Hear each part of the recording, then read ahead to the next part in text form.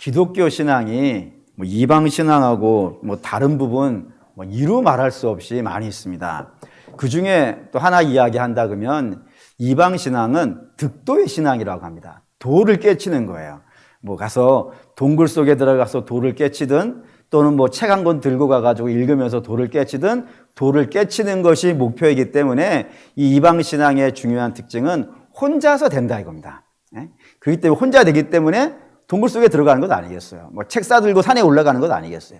그래서 부처도 보리수 밑에서 혼자 득도하게 되는 것이고, 우리나라 사람들이 잘 알고 있는 성철 큰 스님 같은 분도 금강산에 혼자 들어가서 거기서 득도함으로 그 종교의 경지에 올랐다. 이렇게 되어 있단 말입니다. 그런 식으로 이방 종교는 혼자서 가능을 해요.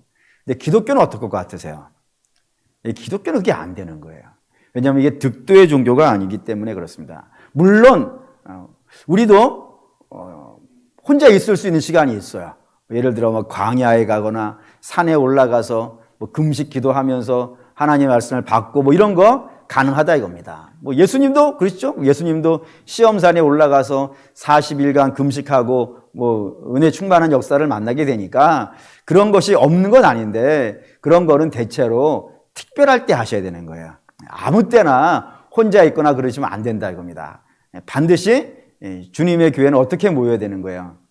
함께 모여서 예배 드리는 곳으로 되어 있단 말이에요. 왜 그러냐? 이유가 있다 이겁니다. 좀 세 가지 정도 이유가 있는데, 첫 번째 한번 볼까요? 마태복음 16장 18절.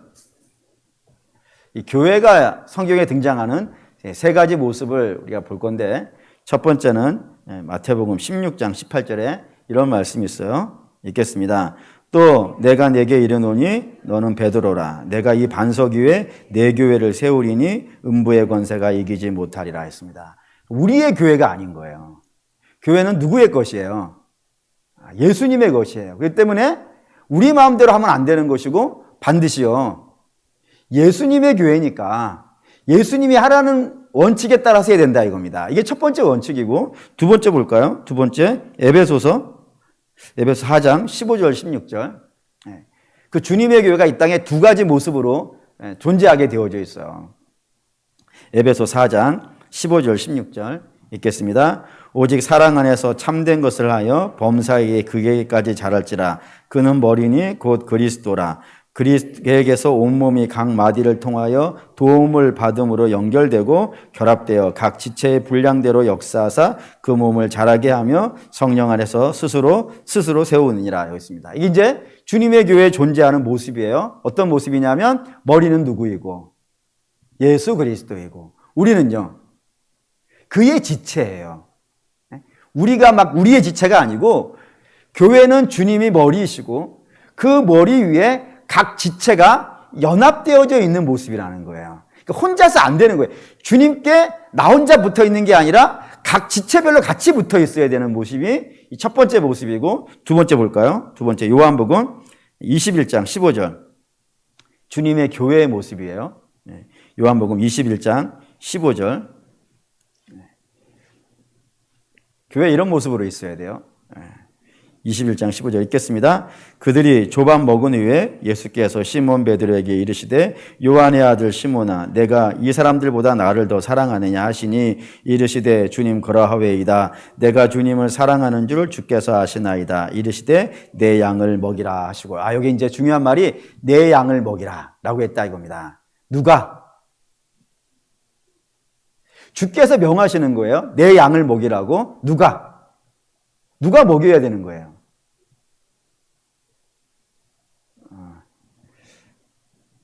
좀 당황스러울 때가 있죠. 뻔한 답인데 안 하시고 있는 것은, 주께서 베드로에게 말씀하셨어요. 네가 내 양을 먹이라고. 그러니까 베드로가 먹여야 돼요. 그리고 그 양을 어떻게 해야 되는 거예요? 그걸 주는 걸 먹어야 되는데, 거기에 양이라는 것이 우리의 말로는 양이라고만 나오는데 헬라어 성경에는 양들로 나와요. 그러니까 베드로가 양들을 먹여야 돼요. 그게 교회의 모습이에요. 그 때문에 교회는 어떤 모습으로 있어야 되냐면, 한 사람은 강한 자여야 돼. 먹여줄 수 있어야 되니까요. 베드로와 같이 강한 자여야 돼. 또 한 사람은요, 양들같이 연약한 자여야 돼. 그래서 받아 먹을 것 아니겠어요. 근데 그 받아 먹는 자가 항상 어떤 모습으로 있다고요? 복수로 있다 이겁니다. 이거 뭐 대놓고 얘기하면 이렇죠. 제가 베드로 하면 여러분들이 다 양들인 거예요. 이 상태로 있어야 돼. 제가 여러분을 가르치고 여러분들은 가르친 걸 먹으면서 주 안에서 자라가는 이 모습으로 돼 있고, 여러분들이 또 베드로일 수 있어요. 마지막에 가서 한 번 더 그 얘기 나오겠지만 여러분들이 베드로일 수 있어요. 그럼 여러분 주변에는 양들이 있어야 된단 말이에요. 그 양들을 먹이고 그 양들은 그걸 먹고 그렇게 자라가는 것, 함께 연합해서 강한 자와 약한 자가 함께 자라가는 모습, 그게 교회란 말입니다. 그렇기 때문에 교회는 절대로 혼자 있지 않아요.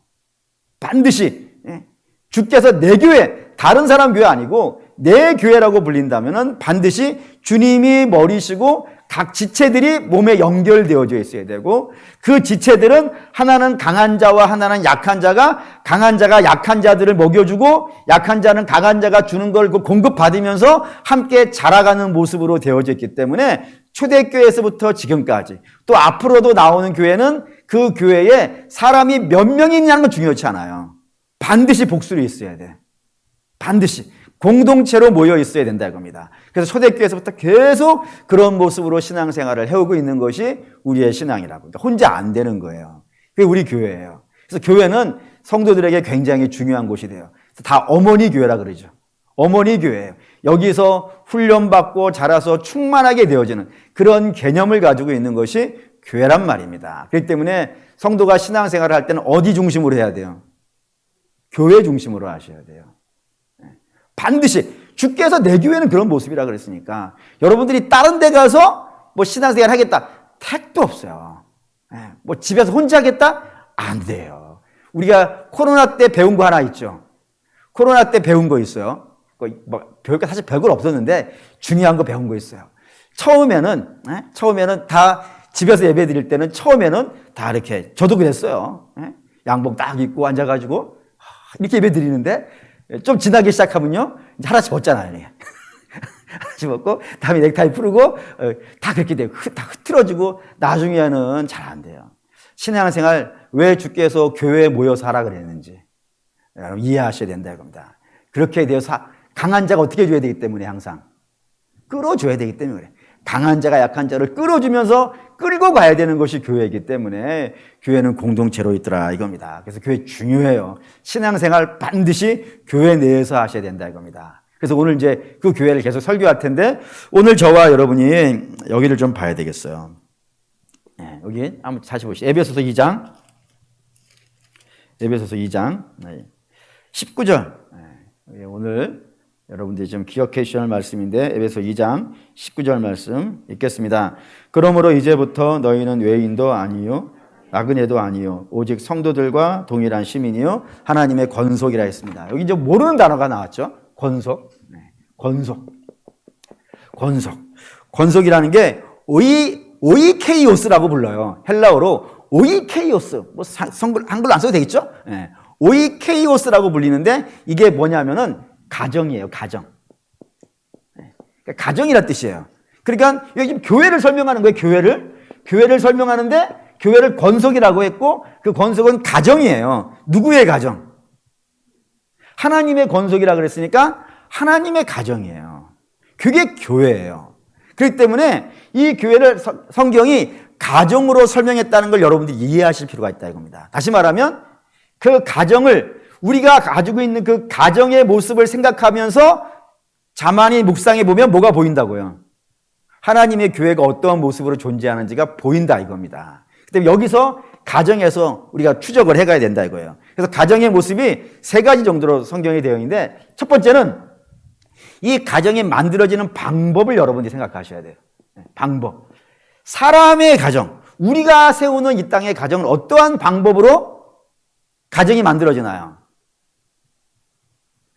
뭐로 되겠어요? 남자하고 여자하고 만나서 결혼을 해야죠.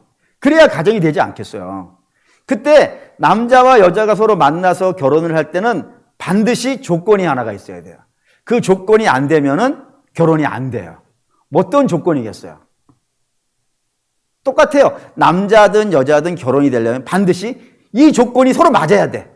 뭐가 맞아야 결혼이 될까요? 뭐가 되겠어요? 눈이 뒤집어져야 되지. 안 뒤집어지면 어떻게 결혼을 해요? 그 그리스 로마 신화에는 이걸 이렇게 설명을 했어요. 이거 뭐 그리스 로마 신화니까 참고로만 들어주세요. 아폴로라고 하는 제우스의 아들이 있습니다. 이 제우스의 아들은 일단 너무너무 잘생겼어요. 누구라 할까? 저라고 할까? 예담이라고 할까? 잘생겼잖아요. 잘생겼어요. 아주 잘생긴 아폴로 그래요. 뿐만 아니라 전쟁의 신이에요. 그러니까 몸이 어떻겠어요? 뭐 이렇게 그렇지. 멋진 몸을 가지고 있어요. 키도 크고. 그러니 모두가 좋아하겠어요? 안 좋아하겠어요? 1번 잘생겼어요. 두 번째 몸이 좋아요. 모든 여성들이 흠모할 만할까? 그러니까 또 대답을 해줘야 돼요. 흠모할 만한 사람이 신이 아폴로예요. 그런데 아폴로가 가다가 신을 하나 더 만났어. 그게 누구냐면 비너스의 아들이에요. 그 비너스의 아들이 큐피트예요. 큐피트는 어떤 모습이에요? 아기 모습에 날개를 가 있고 굉장히 귀여워요. 근데 이 귀여운 큐핏이 귀여운 걸 들고 다녀. 뭘 들고 다니냐면 화살을 들고 다니는데 귀여운 애기가 이따만한 화살을 들고 다니겠어요? 귀여운 화살을 들고 다녀요. 그거를 아폴로가 봤어요. 기가 찬 거예요. 야, 니도 신이냐? 아니 화살이라면 이런 거 들고 다녀야지. 너 그거 가지고 뭐 누구 하나 죽이긴 하겠어? 라고 막 비웃었어요. 그제 이 큐핏이 열받았어요. 아니 나도 신인데? 저는 어떻게 나를 우습게 봐? 해가지고 딱 보니까 옆에 지나가는 요정이 하나가 있네. 다프네라고 하는 요정이 있는데 그 요정에게 미움의 화살을 쏘고 아폴로에게는 사랑의 화살을 쐈어요. 그래 사랑의 화살을 맞은 아폴로는 어떻게 됐겠어요? 눈이 뒤집어졌어요. 눈이 뒤집어져가지고 다프네를 쫓아다니는 거야. 원래는 다프네가 아폴로를 쫓아다녀야 돼. 왜냐하면 아폴로는 너무 멋있어요. 다프네는 그냥 요정 중에 하나예요. 그러니 뭐 요정이 쫓아다녀야지 신을. 근데 아폴로가 쫓아다니는 거예요. 다프네 내가 당신을 사랑하니 나오고 결혼해 줍시오. 쫓아다니고 다프네는 미움의 화살을 맞았으니까 눈이 뒤로 뒤집어져야 되는데 앞으로 뒤집어져 버렸어. 그래가지고 아폴로가 어떻게 보이는 거예요? 징그럽게 보이는 거예요. 그러니까 여러분 이게 그래서 도망가는 게 도망가는 거예요. 쫓아가고 도망가고 하다 보니까 다프네가 너무 겁나니까 자기 아버지한테 부탁을 했어요. 나를 좀 나무로 변하게 해달라고. 그래서 저 아폴로가 쫓아오지 못하게 해달라고 해가지고 그 아버지가 다프네를 나무로 바꿔버려요. 그 나무가 월계수예요. 그래서 아폴로가 내가 다프네는 얻지 못하였지만 그 월계수 잎은 내가 얻었다 해가지고 그걸 뜯어가지고 자기 머리에 얹으면서 올림픽 관이 된 거예요. 그게. 뭐 여러분 이건 모르셔도 돼요. 근데 어쨌든 무슨 내용인지 아시겠죠? 아무리 멋있어도 눈이 안 뒤집어지면 결혼이 안 돼. 그리고 아무리 못났어도 눈이 뒤집어지면 돼. 그러니까 여러분 어느 쪽이에요? 너무 좋아서 눈이 뒤집어졌어요? 아니면 안 좋은데도 뒤집어졌어요? 어쨌든 그런 식으로 뒤집어져야 결혼이 돼요. 근데 제가 이 말씀 드리는 것은 사람의 가정은 다 그래요. 눈이 뒤집어져서 한 거예요. 그런데 하나님의 가정도 눈이 뒤집어져서 됐을까요? 하나님이 눈이 뒤집어지고 우리가 눈이 뒤집어져 가지고 서로 이렇게 만들어진 가정일까요? 그렇지 않다 이겁니다. 성경이 말하는 가정은 그렇지 않아요. 성경이 말하는 가정은 어떻게 되어진 가정이냐면 이렇게 되어 있어요. 그 헬라어로 교회를 에클레시아라 그래요. 에클레시아. 히브리어는 뭐라 그러냐면 히브리어로는 칼이라고 불러요. 이게 두 개가 동일한 뜻이에요. 뭐냐면 불러내는 거예요. 불러내는 거예요. 원래는 여기 없어요. 저쪽에 있는 거예요. 근데 저쪽에 있는 거를 이쪽으로 불러서 이쪽에 갖다 놓는 것을 에클레시아라고 부르고 칼이라고 불러요. 이게 하나님의 가정을 만드는 방식이에요. 그러니까 원래는 하나님에게 없어. 여기가 없었어요. 저쪽에 있었어. 어디에요? 죄 속에 있었어. 그거를 이렇게 불러온 거예요. 그걸 구약이든 성경이든 항상 동일한 관점에서 얘기해요. 한번 확인해 봅시다. 에베소 31장 32절. 에베소 31장 32. 아니 에베소 합니다. 예레미야 31장.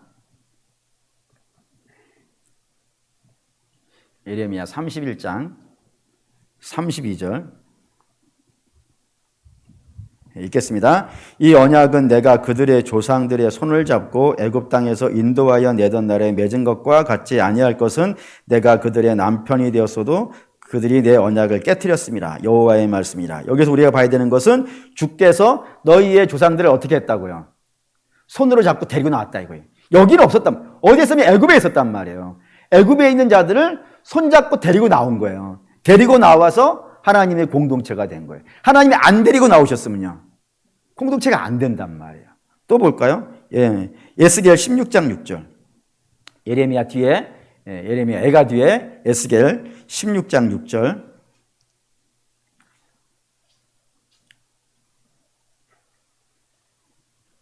교회가 눈 뒤집어져서 하나님 믿는 게 아니라는 거예요. 16장 6절 읽겠습니다. 내가 내 곁으로 지날 때 내가 피투성이가 되어 발짓하는 것을 보고 내게 이르기를 너는 피투성이라도 살아있으라. 다시기를 너는 피투성이라도 살아있으라 하고, 이게 이제 주께서 에스겔을 통하여서 내가 이스라엘을 어떻게 데리고 왔냐를 설명하는 겁니다. 뭐냐면 주께서 지나가는데 이스라엘이 어떤 모습이었다고요? 갓나서 피투성이인 채로 버려져 있었다고요. 버려져 있는 그 아이를 주께서 데리고 오셨다. 이거 데리고 와서, 원래는 하나님의 자녀가 아니에요. 아닌데 주께서 버려진 아이를 데리고 와가지고 당신의 자녀 삼으심으로 이스라엘이 되었다라고 구약이 설명을 하고 있는 거란 말입니다. 신약도 동일해요. 마태복음 20장 1절 2절. 마태복음 20장 1절 2절.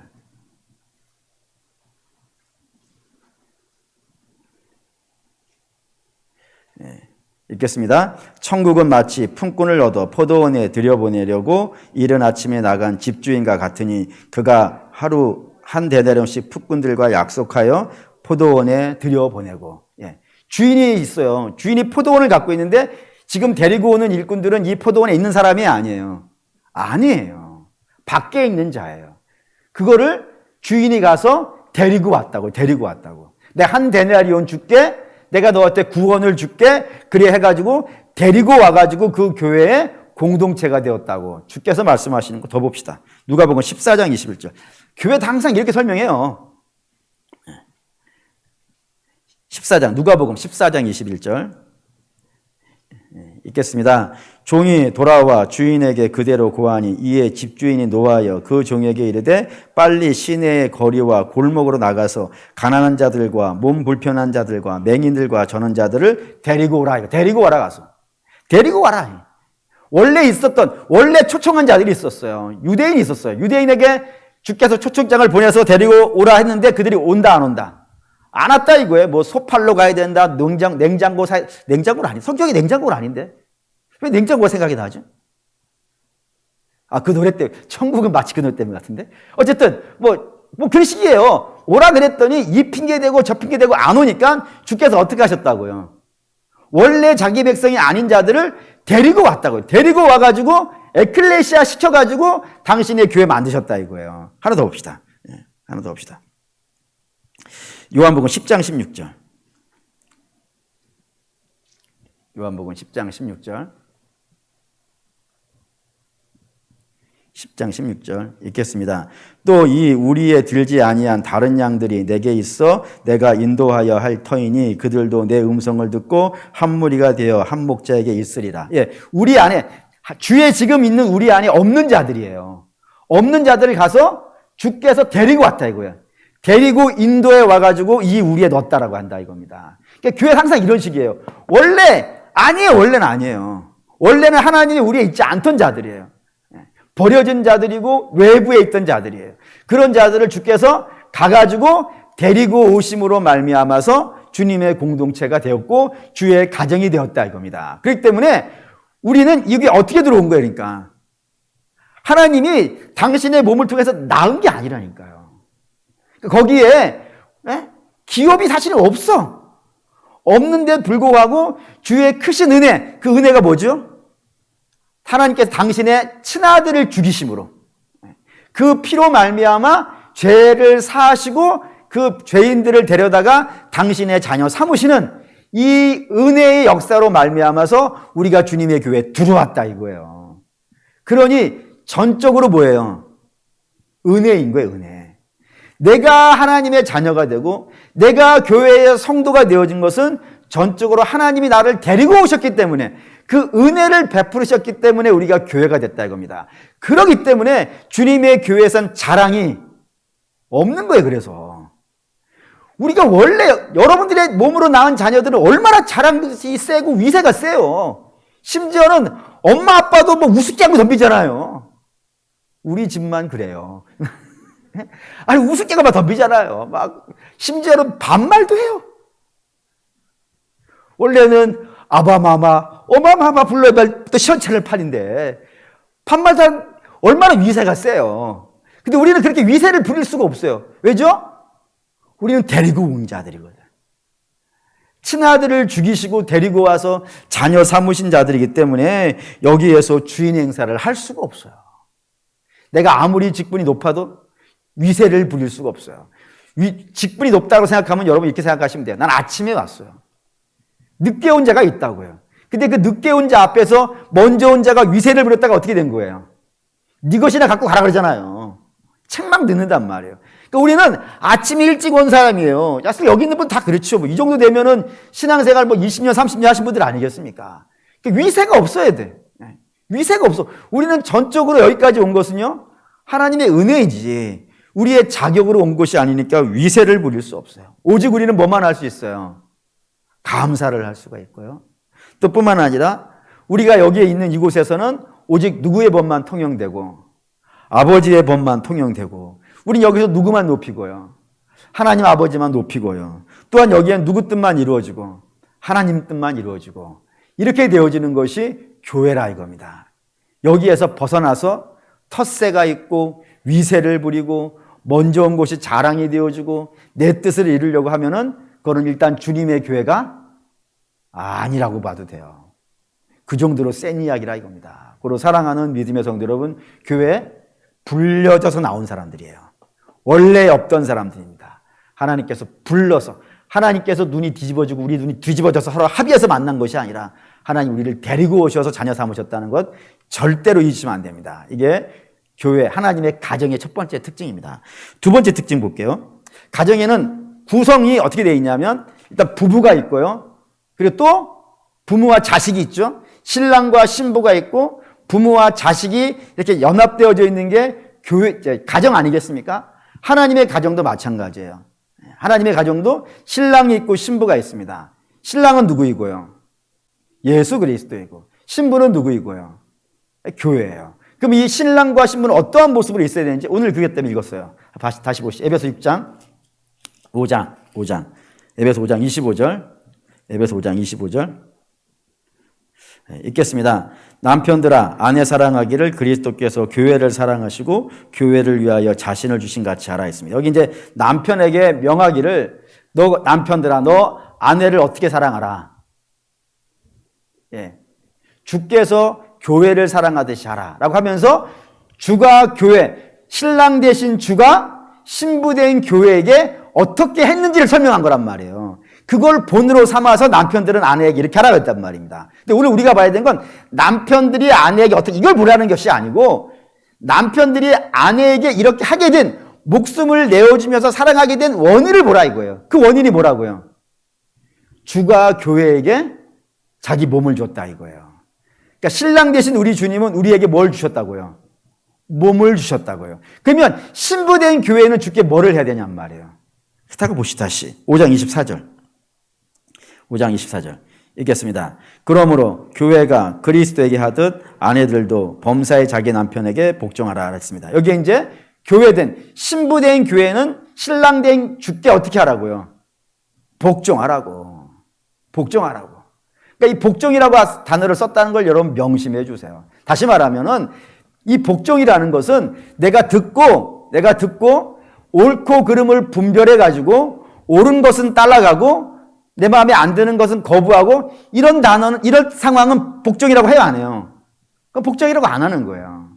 복종이라는 것은 주가 명령을 하면 교회는 어떻게 하는 거예요?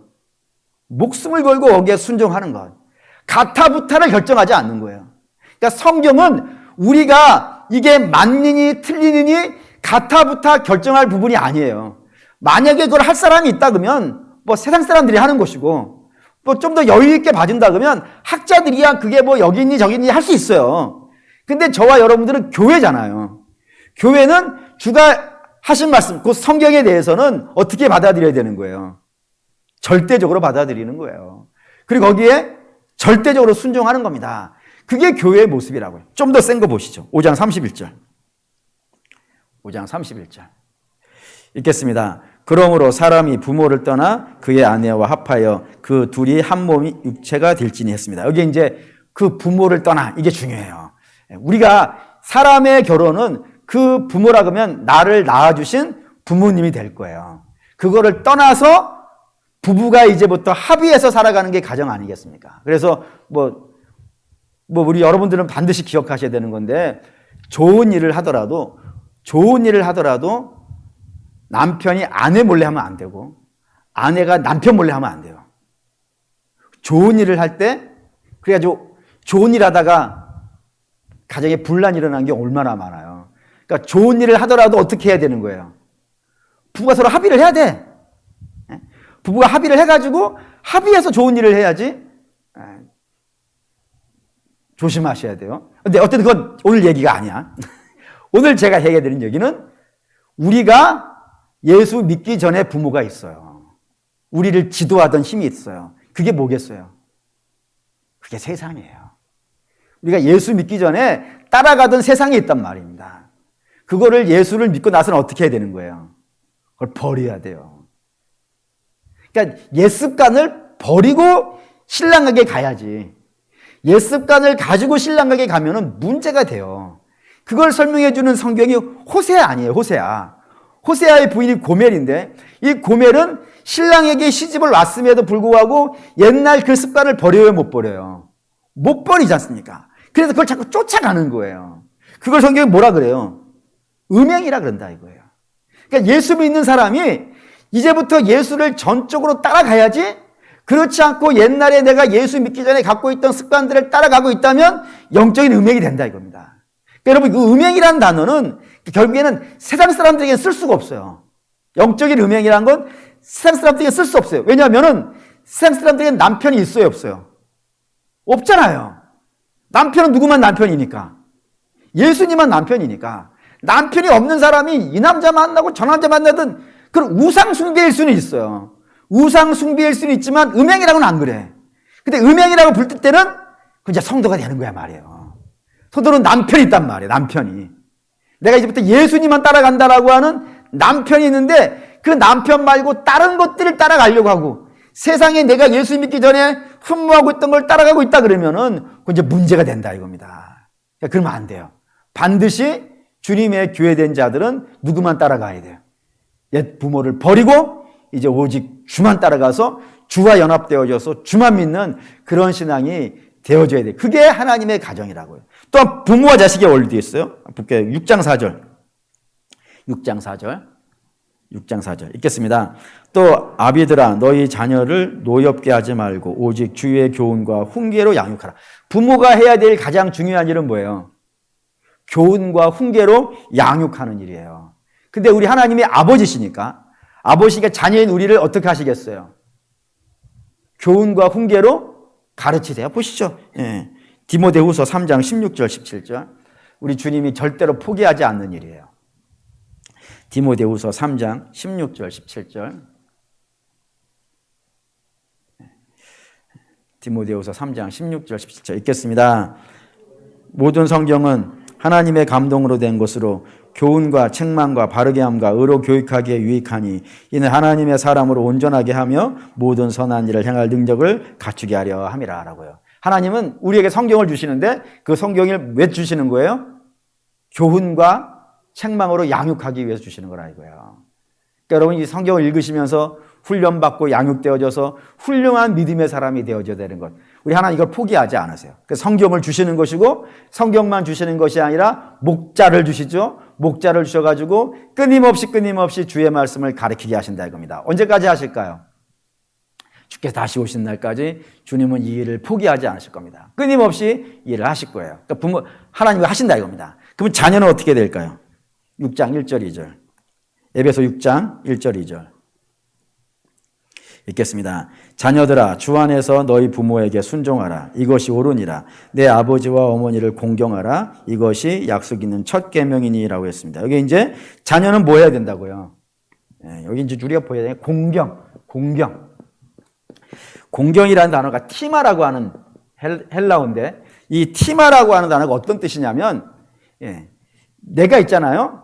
내가 있을 때 인생에 중요한 순서가 있지 않습니까? 이렇게 순서. 예를 들어서 우리 집에 장롱 두 번째 있는 그 서랍 열면 나오는 첫 번째 다이아몬드 뭐 이런 식으로 우리 집에 있다는 건 아니고 그러니까 이런 식으로 내가 가지고 있는 재산 목록들 있잖아요. 그 재산 목록들 중에 중요한 순서들 있지 않겠습니까? 그 1번, 2번, 3번 쭉 쓸 수 있는 그 순서 중에서 1번을 티마라 그래요. 그러니까 지금 하나님을 공경하라.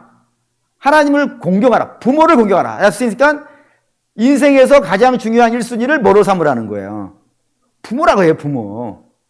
근데 그거를 설명하는 것이 부모이기 때문이 아니라 하나님이 우리의 부모이기 때문에 그래요. 그러니까 우리의 인생에서 가장 중요한 1순위가 뭐여야 된다는 거예요? 하나님이어야 돼, 하나님. 그래서 우리 하나님이 유일한 하나님인 거예요. 하나님은 절대로 당신의 영광을 다른 우상과 나누지 않으신다고 하셨단 말이에요. 그러니까 반드시 하나님은 우리의 인생에 뭐가 되어야 되냐면 우선순위가 되어져야 돼요. 그러니까 다른 것이 우리의 삶에 우선순위가 되어지면 절대로 안 된다. 1번. 가장 중요한 그런 의미에서 옛날에 그 새마을 운동이라고 뭐 여러분 아시는 분 아시겠죠? 새마을 운동을 만들어내신 뭐 대통령은 박정희 대통령이고 그걸 사상적으로 학문적으로 체계화시킨 그 사명을 받고 그걸 연구하신 분이 유태영 박사라고 하는 분이 있습니다. 그분이 대통령의 명을 받아가지고 유럽에 농사로 유명한 나라들 있지 않습니까? 뭐 덴마크라든가 또는 이스라엘이라든가 이런 식으로 농업을 해가지고 아주 성공한 나라들에게 가가지고 그 나라가 어떻게 농업으로 성공했는지를 보고 오라라는 명을 받고 유태영 박사가 갔어요. 덴마크로.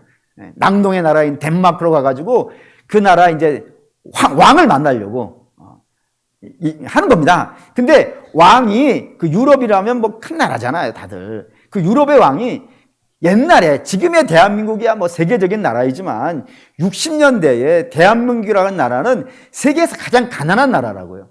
그 가난한 나라의 대통령도 아니고 그냥 학자가 와가지고 왕을 만나달라고 하면 만나주겠어요? 안 만나주겠어요?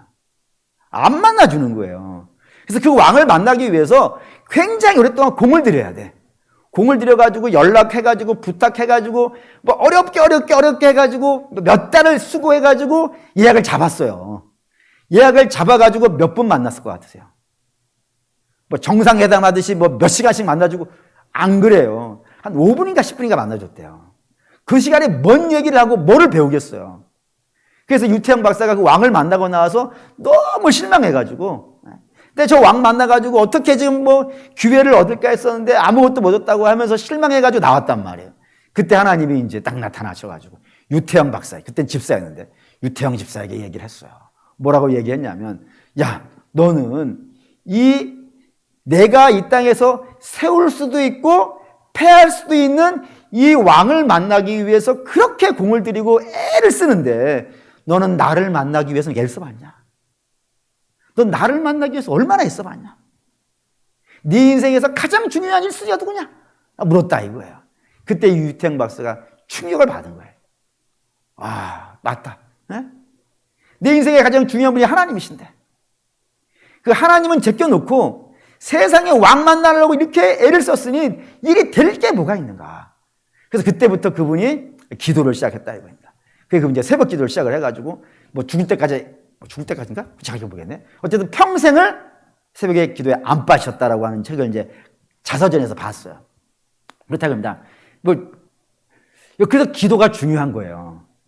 기도는 피조물이 창조주의를 내 인생의 1순위라고 존경하기 때문에 공경하기 때문에 하는 거예요. 만약에 우리 주님이 내 기도를 들어서 응답해 주실 만한 능력이 없다고 생각해 보세요. 그럼 기도하시겠습니까? 그럼 기도를 왜 하겠어요? 기도를 하는 이유는 내가 내 인생의 문제를 하나님만은 해결할 수 있다라고 하는 그 믿음이 있어서 하는 거 아니겠습니까? 그러니까 피조물이 창조주에게 할 수 있는 가장 거룩하고 가장 멋진 것은 하나님은 그런 분입니다라고 인정하는 거예요. 그래서 사무엘이 내가 왜 기도하지 않는 것을 죄라고 했는지 이해하셔야 돼요. 왜요? 기도를 안 한다는 건 하나님은 내 기도를 들으셔도 할 능력이 없는 분이라는 것이라고 스스로 생각한다 이거예요. 그래서 안 하는 것이 아니냐. 그건 하나님에 대한 경망이고 하나님을 우습게 하는 것이고 뭐 이런 개념이 되기 때문에 그렇다 이겁니다. 고로 살아가는 믿음의 성도 여러분, 바라고 원하는데 저와 여러분에게는 하나님이 인생의 1순위이길 바랍니다. 그래서 1순위이기 때문에 늘 하나님을 내 인생에서 가장 중요한 자리에 모시고 그분에게 묻고 그분의 음성을 듣고 그 뜻을 따라서 살아가는 것, 이게 성도가 해야 될 가장 중요한 일. 그게 공경이에요, 공경. 그냥 내가 아니고.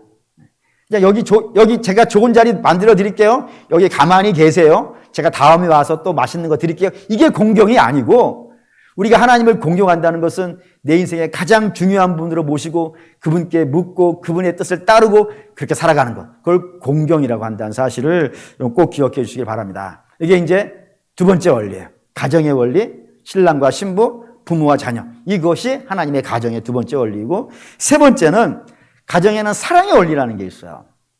뭔 말이냐면, 예를 들게요. 여러분의 집에 자녀가 둘이 있습니다. 첫째 아이는 공부를 너무 잘해. 말 시키지 않아도 공부를 너무 잘해. 그래서 시험만 보면은 100점을 받아오는 거예요. 올백! 이뻐요, 안 이뻐요? 아니, 여러분 용기를 가지세요. 이쁘지, 당연히 이뻐. 아주 이뻐. 너무 이뻐. 근데 둘째 아이는 공부를 지질이 안 해.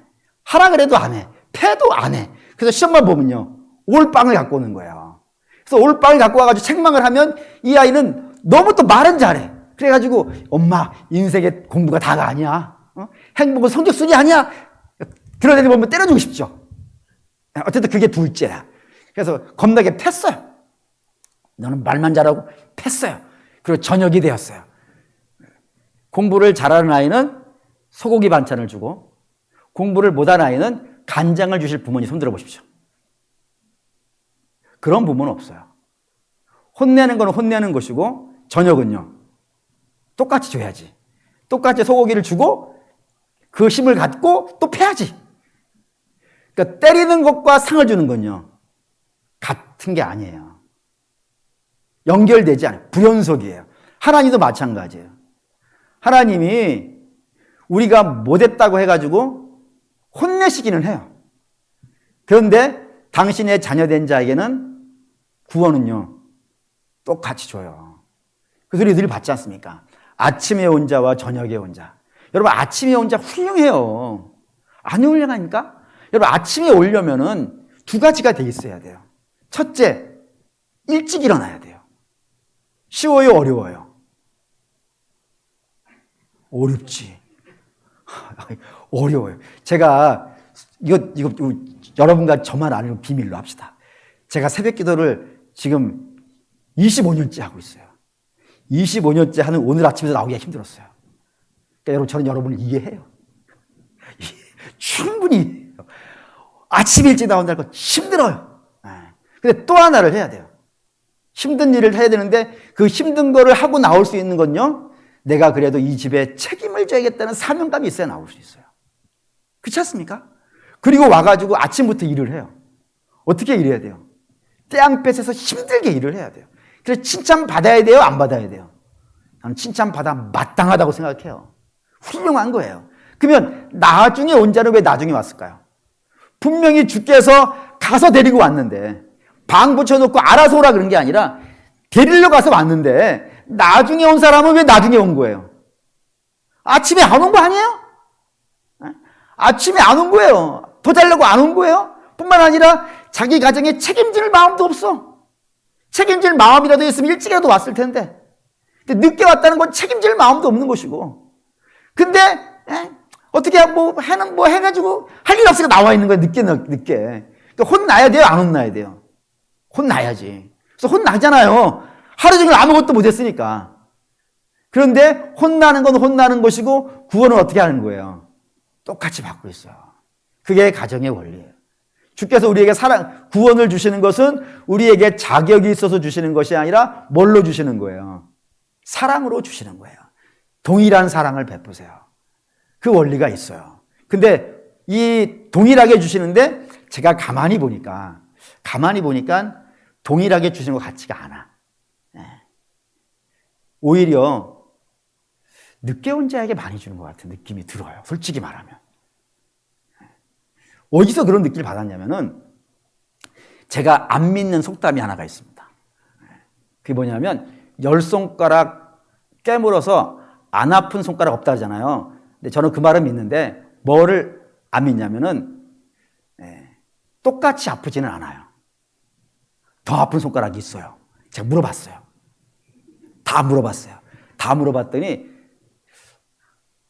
더 아픈 손가락이 있더라고. 저 같은 경우에는 뭐 기타를 치니까 뭐 기타 여기 이쪽 손가락들은 깨물으면은 안 아파요. 안 아파요. 아무 세게 깨물어봤어요. 심지어는 여기다 바늘도 찔러봤어요. 안 아파요. 그런데 이쪽 손가락 중에 특별히 새끼 손가락은 깨물면 미치겠어요. 심지어는 뭐 이런 거 해보셨습니까? 그 문에다 손 집어넣고 닫아보셨어요? 그때 다 아프는 거예요? 손가락이 다 똑같이 아파요? 더 아픈 데가 있어요. 잘 모르겠으면 오늘 집에 가서 한번 차문에다 한번 닫아보세요. 응? 더 아픈 데가 있어요. 더 아픈 데를 어떻게 해요? 더 붙잡아요. 근데 하나님 그러신 것 같아. 연약한 자를 더 붙잡아 주시는 것 같아요. 예를 들어서 아버지에게 두 아들이 있었어요.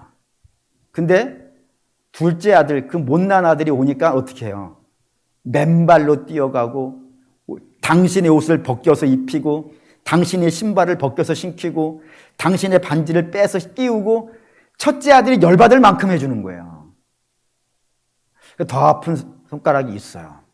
근데 하나님이 그러신 것 같아요. 여러분도 사실 그렇잖아요. 자녀 중에 왠지 더 마음이 가는 애가 있잖아요. 그 더 마음이 가는 애가 대체 어떤 애예요? 못난 애죠. 연약해 내가 도와주지 않으면 어떻게 안 될 것 같아. 그래 주로 막내들이 그래서 이쁨 받는 거야. 네? 그래 뭐 어때도 뭐 그렇다 칩시다. 그런 것이 있어요. 하나님이 그런 것 같아. 연약한 자에게 더 많이 주시는 것 같아요. 근데 그걸 가지고 사랑하는 믿음의 성도 여러분, 화내지 않았으면 좋겠어요. 시샘하지 않았으면 좋겠어요. 그게 하나님의 가정의 원리예요. 우리의 가정에도 연약한 자에게 더 마음이 가는 게 부모의 마음이라면 하나님의 마음도 같지 않겠냔 말이에요. 가정이니까. 그래서 교회에도 하나님께서 연약한 자들을 더 좀 이렇게 오냐오냐 해주는 경향이 있어요. 그래서 우리 말씀드렸죠? 어린아이들, 교회 학교 아이들, 새가족들, 여러분 하나님이 더 신경 써주세요. 그러니까 여러분 그런 것에 대해서 여러분 섭섭해하지 마시고 오히려 여러분들 어떻게 하는 게 좋겠어요? 아버지의 마음을 안다면은 아버지가 옥상에서 기다리고 있는 그 동생을 찾으러 가는 게 낫지 않겠습니까? 그래서 우리는 전도를 해야 돼요. 하나님이 그런 자들을 더 기뻐한다 그랬으니까. 뭐, 대놓고 써놓으시죠? 99마리 양보다 회개하고 돌아오는 한 마리 양이 그나여 더 기쁘다고. 그러니까 하나님이 돌아오는 한 양을 기뻐한다 그러면 그 돌아올 수 있도록 우리가 좀 찾아가면 좋지 않겠어요? 아멘을 해주시고, 고개라도 끄덕거려 주시고, 그렇습니다. 데리러 가셔야 돼요. 근데 데리러 가시 못 하신다면은, 그래서 왔어요. 누가 데리고 왔어요. 그러면 하나님이 우리 안에 있는 99마리 양이에요. 하나가 왔어요. 그럼 그 하나를 어떻게 해줘야겠어요? 그 첫째처럼 왜 저에게는 소 잡아주세요. 나한테는 양 한 마리도 안 잡아주시면서 왜 저한테는 소 잡아주세요라고 시샘할 것이 아니라 같이 기뻐해줘야겠죠. 같이 기뻐해주고 같이 즐거워해주고 함께 높여주고 뭐 그래야 되지 않겠습니까? 뿐만 아니라 그렇게 온 기뻐해줄 뿐만 아니라 기뻐만 해주면 안 돼요. 하나를 더 해주셔야 돼. 그게 뭐냐면 가르쳐줘야죠. 예를 들어서 큰아들은 아버지 옆에 계속 있으면서 아버지로부터 배웠으니까 아버지가 가지고 있는 기술과 이런 것들을 많이 알겠죠. 반면에 인생을 나가서 탕대하고 돌아온 그 둘째 아들은 이 아버지의 집에서 어떻게 해야 되는지 모르겠죠. 그래서 모르니까 어떻게 해줘야겠어요. 가르쳐 줘야겠죠. 베드로에게 주께서 네가 양을 먹이라 라고 이야기했던 것처럼 우리가 새로 온 사람들을 먹여줘야겠죠. 그런 의미에서 본다면 교회학교 선생님 중요해요. 교회학교 선생님들은 스스로를 내가 첫째 아들이라고 생각하셔야 돼요.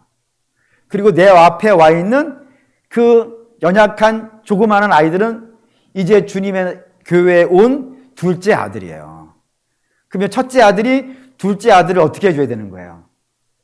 환영해주고 안아주고 앞에 앉혀놓고 가르쳐줘야 된다 이겁니다.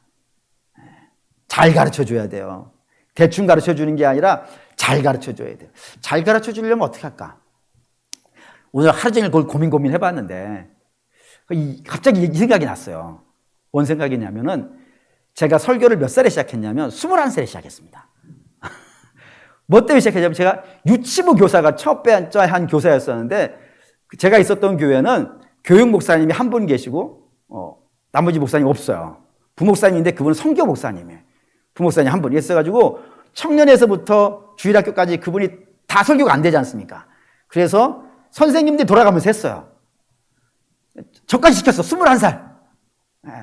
고등학교 졸업한 지 얼마 되지도 않았는데. 시켜가지고 당연히 뭐 다 하니까 뭐 순서 박사 네가 해? 그래서 동생이 화가인데 그 화가인 동생한테 가가지고 부탁을 했어요. 사탕 하나 사주고 야, 너 그림 좀 그려줘. 해가지고 그림을 그리고 와가지고 그 유치부 아이들 앞에서 전체 뭐 한 7, 80명 있었는데 그 앞에 가가지고 설교를 했어요. 그게 제 첫 설교였어요. 우리 주일학교 선생님도 한번 할까? 해보실 필요가 있어요. 왜냐하면은 그 설교를 제가 하면서 처음으로 기도를 해봤어요. 그리고 처음으로 성경을 봤어요.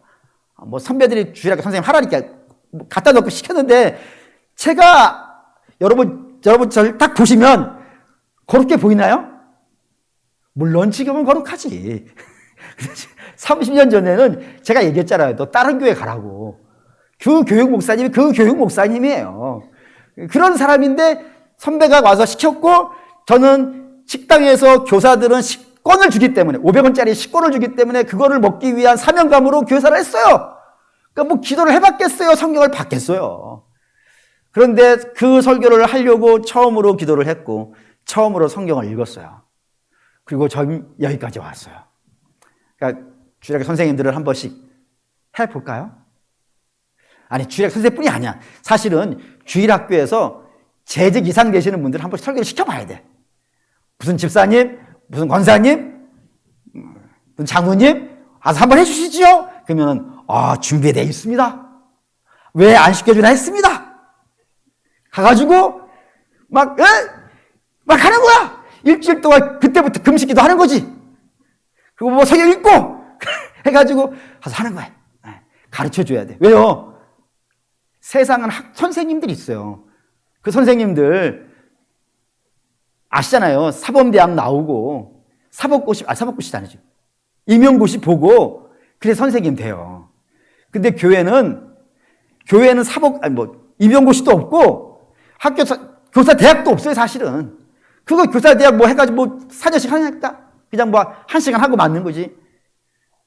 왜 그렇게 할 것 같으세요? 교회는 모두가 다 선생님이에요. 그래서 유아 세례 할 때 항상 교인들에게 선서 받잖아요. 여러분들이 선생님입니다. 이 아이 우리 아이입니다. 함께 키웁시다라고 반드시 유아 세례는 그걸 선서를 받고 해요. 우리 다 선생님이에요. 선생님은 가르칠 수 있어야 돼요. 가르쳐 줄 수 있어야 돼요. 우리가 안 가르쳐 주면 다른 교회 분들이 와서 우리 아이들을 안 가르쳐 줘요. 다른 사람은 말할 것도 없고요. 하나님께서 우리 교회에 준 아이들은 우리가 가르쳐야 돼요. 그렇기 때문에 우리 다 선생님이 되셔야 된다. 그래서 뭐 주일학교, 여름성경학교 때 아무 때나 못하지만 여름성경학교 때 좀 와서 한 번씩 좀 해주시지요. 라고 하면은 부족하지만 지금부터 제가 철야 금식기도 해가면서 준비해가지고 가서 한번 하겠습니다. 해가지고 영적인 부담을 갖고 올해 한번 할까? 한번 좀 고민해 보겠습니다. 사랑하는 믿음의 성도 여러분, 그렇습니다. 그게 사랑이에요. 그 원리가 우리 교회의 원칙이 되어야 된다 이겁니다. 그리고 사랑하는 믿음의 성도 여러분, 바라고 원하는데 세 가지라고 했습니다. 우리는 밖에서 데리고 온 사람이에요. 자랑할 것이 없는 이 가정은 데리고 온 자예요. 양자예요. 자랑이 없어요. 감사와 충성만 있을 뿐이에요.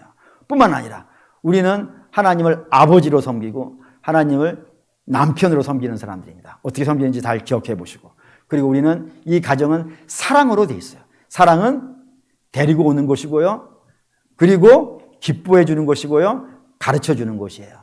이게 하나님의 가정입니다. 이 가정의 원리가 그대로 이루어지는 주님의 교회 되시기를 주의 이름으로 축원합니다. 아멘. 결단하시죠.